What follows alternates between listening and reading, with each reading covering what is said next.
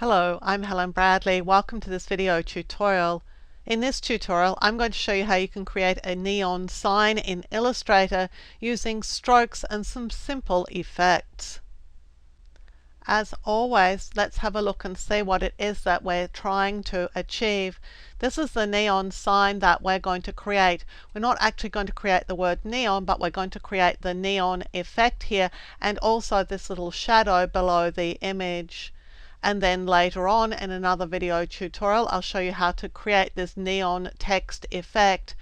And in another video tutorial, you'll find that I'm showing you how to create these little lighting effects, which add a little bit of dimension to your vector images. But right now, we're going to focus on just this neon sign. So let's get started. To start this neon shape, I'm going to select the ellipse tool and just hold my mouse in the center of the image and draw my circle from here. I'm drawing with the ellipse. I'm adding the Shift key to constrain this to a circle and the Alt key to have it drawn around the central position. So I think that the shape is about that size, so I'll let go my left mouse button and then let go the Shift and the Alt keys. I have the foreground color selected here, so I'm just going to add a sort of bluey green fill to the shape. I'm going to now select the stroke color and we're going to begin by adding a stroke to the image. And I'm going to choose a sort of orange color for my stroke and I'm going to increase the size of the stroke. And I now have a 13-point stroke. Now I want my lights to be inside this, so I'm going to target the appearance panel here and I'm going to add a second stroke. So I'm going to click on the stroke here and then click add new stroke, and that adds a second stroke layer. I'm going to make this red, so I'll click here and I'm going to choose a very dark red for this. I'm going to decrease this stroke a little bit so that the dots that I'm going to create will be inside this orange stroke. So this one is actually now 7 points in size, but it needs to be dotted, so I'm going to click the stroke link here.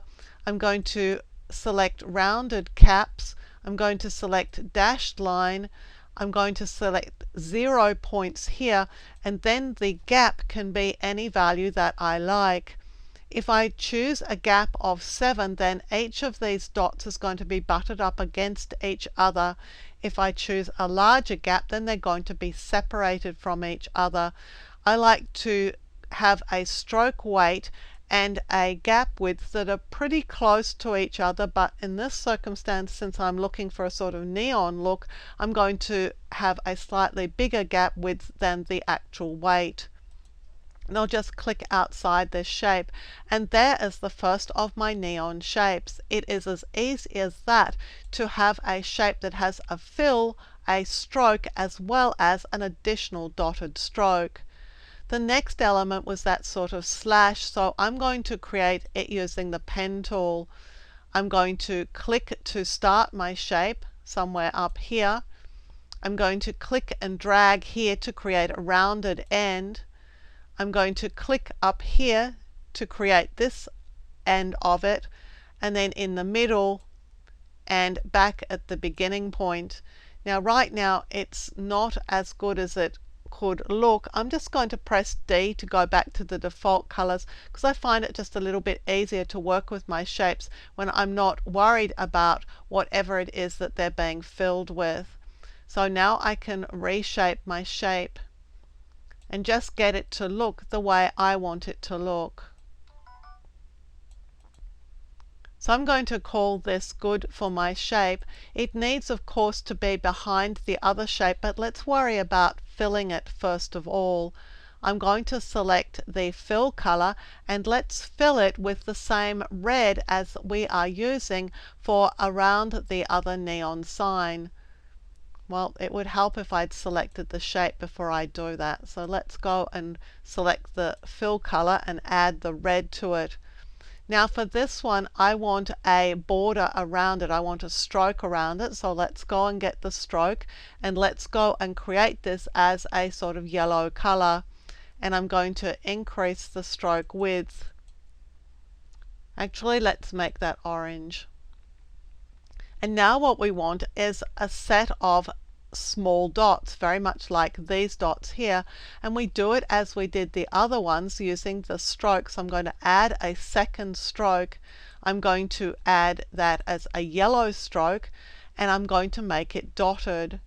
So I'm probably going to bring down the stroke size to about 5 points. Let's go back into stroke and let's add that as a dotted line.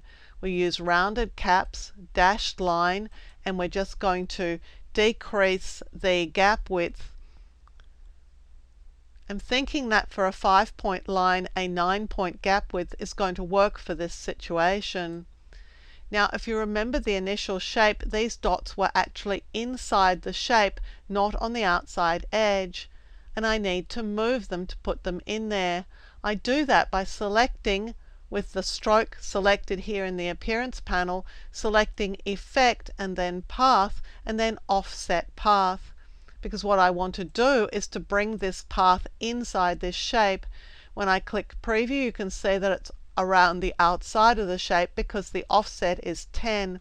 I'm going to decrease the offset to bring it in. And I'm going to bring it in 8 points and click OK.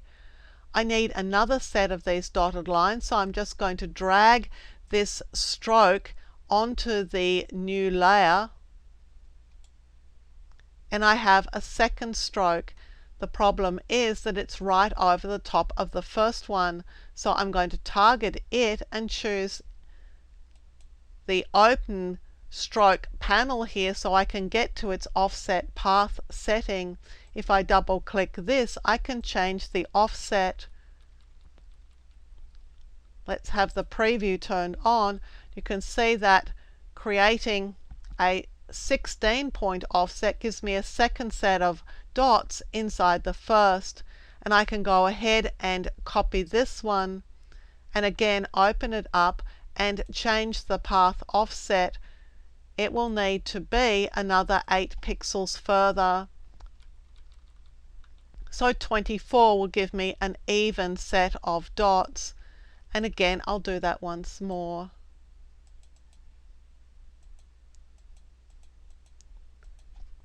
And another 8 points. And I can continue for as many of these sets of dots as I need.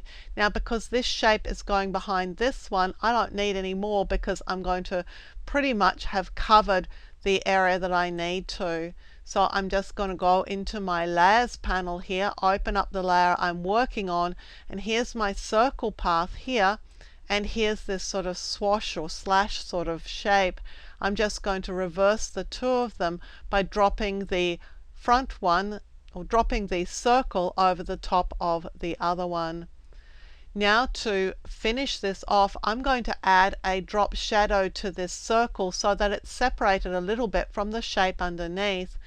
To do that, I'm going to target this path and choose Effect and then Stylize and then Drop Shadow. Actually, it would be much better if I selected the shape first. Let's try that again. Effect, Stylize, and then Drop Shadow. Now if I turn the preview on, we can see the drop shadow, and I can adjust it to suit. I think I'm just going to increase the blur a little bit and perhaps drop down the opacity. I could also decrease the offset, and that will start bringing in the blur a little bit over the other side of the shape. So it's adding the blur a little bit more all the way around the shape.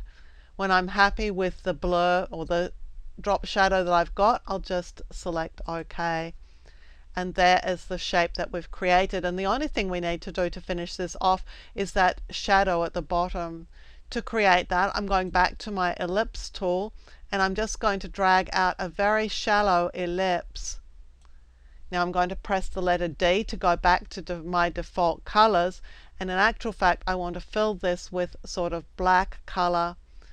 Just going to decrease the size on this because I think it's perhaps just a little bit too big.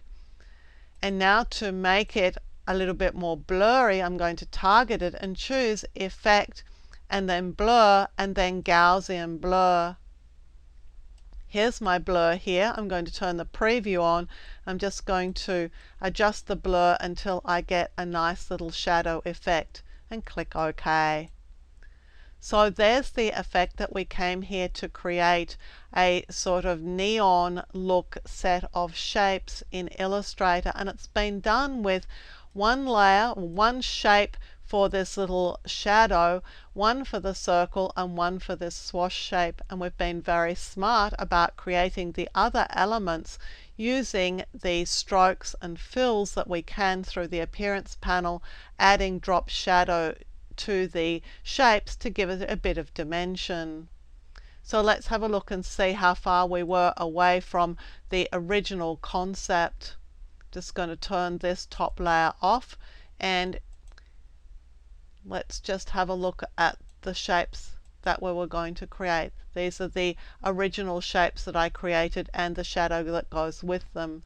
Have a look for an upcoming video that will show you how to add these sort of dimensional light effects to your shape, and one that will help you create this sort of neon text, again using similar objects and similar effects that we've used here in this particular project.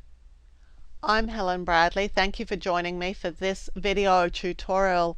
Look out for more of my video tutorials here on my YouTube channel, and consider subscribing and you'll be alerted when new videos are released. And visit my website at projectwoman.com, where you'll find more tips, tricks and tutorials on a range of applications including Photoshop, Lightroom, Illustrator and a whole lot more.